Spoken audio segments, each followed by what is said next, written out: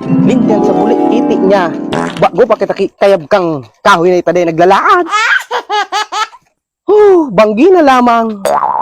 Dahil pa kita nakakasap na maski maluto. Bago pa kita kikayab. Kung minalaad naman isa. Igutom na lamang ako o. So bago pa kita kikab-kab kay niyo. Dahil naglalaad ang mga kahoy na niyo. Ibig kaya may makahoy ako dyan ng mga tarambak ng aralang na. Biglaan na sa nawar ang mga kahoy ko digdiyaw. Araw ka ining masap na kita dahil nalaman nagdiralad ang kahoy na ini.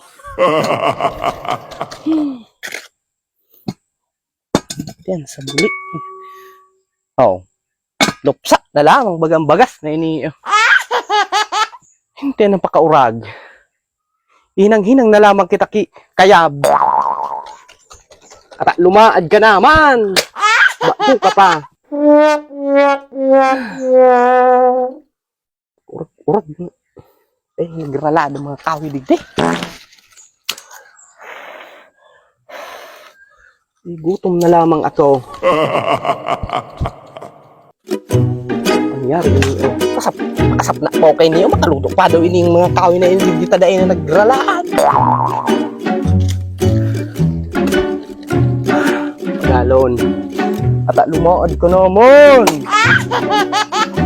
Woo! Dahil na magkarakan. Araw ko hindi nagralad ang mga kahoy digdiob. Dahil na magkarakan. Di uso na sana ang gutom. Pagal.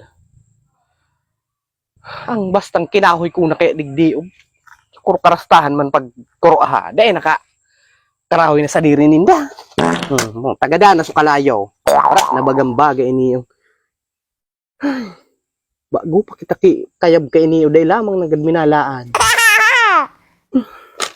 Naamak na naman ako kay niyo. Pagalon. Buhay ini sa kinakban. Amak na naman ako. Tanapalsok na so. Kalayo. Ay hindi. Dahil magsarap na. Punaw kong punaw. Pagal sa buhay.